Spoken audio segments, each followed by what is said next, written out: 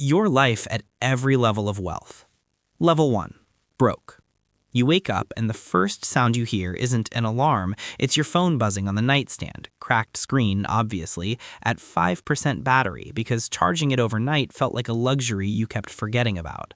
You stumble to the kitchen, open the fridge, and there it is, the saddest fridge in human history.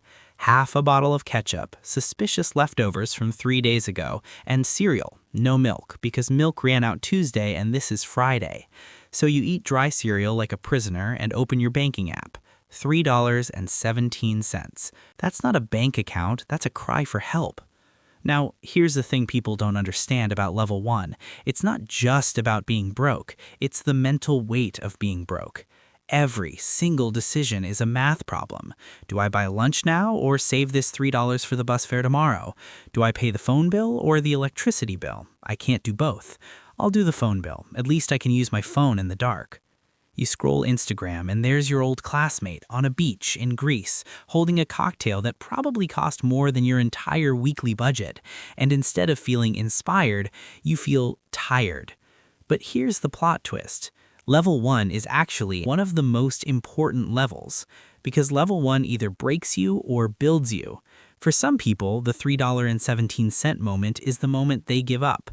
They get comfortable being uncomfortable. They accept the dry cereal as just life now. But for others, $3.17 is the match that lights the fire. They look at that bank account and say out loud, I am done with this. That's the first step toward level 2. Level 2. Getting by. It's not glamorous. Nobody's making a movie about this stage. You got a job. Maybe it's not your dream job.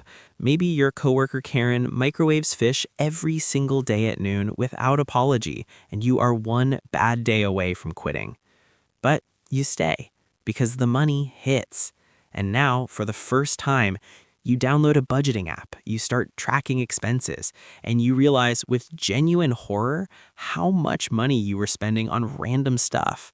There's a yoga app you downloaded in January 2022, still silently draining your account. You cancel everything. You meal prep on Sundays. You say no to things. Your friends want to go out.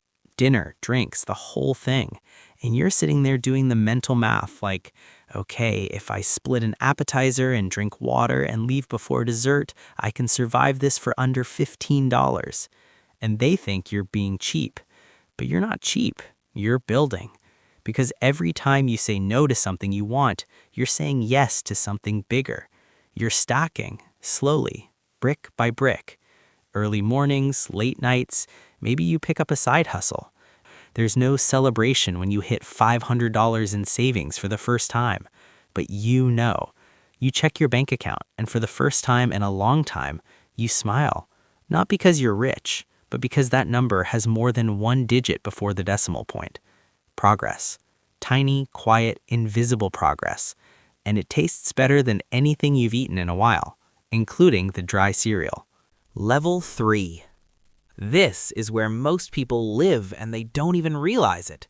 Bills? Paid. You upgraded your apartment. Nothing fancy, but it's yours. You bought a real coffee maker instead of using the sad single-serve packets. When your car makes a weird noise, you take it to the mechanic and you pay for it without a full anxiety spiral. You go on vacation once a year. You buy clothes that aren't on clearance. Life is good. Comfort is the wolf in sheep's clothing of personal finance. It walks in wearing cozy socks and offering you a warm blanket and whispers, "You made it. You can relax now. Isn't this nice?" And it is nice. That's the trap. Because comfortable isn't free. Comfortable isn't wealthy. Comfortable is just not panicking. And so people stop. They stop grinding because what's next requires effort, and what they have right now is fine. Level 3 people upgrade their lifestyle every time they get a raise. Money comes in, money goes out, just at a higher volume now. This is called lifestyle creep, and it is ruthless. Here's the test. Could you maintain your current life if your income stopped for 6 months? If that question made your stomach drop, you're not as stable as you think. Level 3 is amazing But the people who make it to level 4 are the ones who feel comfort and choose to keep going anyway. Level 4, rich. This is where the rules start changing. Because up until now, the formula was simple. Work more hours, make more money. Stop working, money stops. Level 4 breaks that formula. You've invested. You've built income streams that don't require you to show up every day. Maybe it's rental properties, dividend stocks, a business that runs without you, content that earns while you sleep. Money is working for you. And that changes everything. You wake up and check your phone, but now instead of dreading the banking app, you're looking at how much you made while you were literally unconscious. You book a flight without checking the price first. You buy the thing, you eat at the restaurant, you say yes to experiences without doing a 10-step mental calculation first. People around you start noticing. Some of them are happy for you. Some of them are weird about it. But here's the thing nobody tells you about level 4, and this one genuinely surprises people. The stuff you thought would make you happy doesn't quite hit the way you imagined. The fancy watch? Cool for like 2 weeks. The luxury car? You get used to it so fast it's almost offensive. The big house? Now you just have more rooms to clean. You spent years imagining how incredible this level would feel, but there's this quiet voice in the back of your head asking, is this it? You start realizing what money can't buy, and that realization is what births level 5. Level 5, wealthy. Something shifts at level 5. The whole game changes. It's not about accumulation anymore. It's not about the number in the account. Now it's about impact. You start investing in people, not just assets. You fund businesses. You mentor younger versions of yourself. Your name starts to mean something, not just to the people around you, but in your industry. Money isn't the real power. Influence is. The ability to change the direction of a room when you walk in. The ability to make one phone call that opens a door for someone that would have taken them 5 years to find on their own.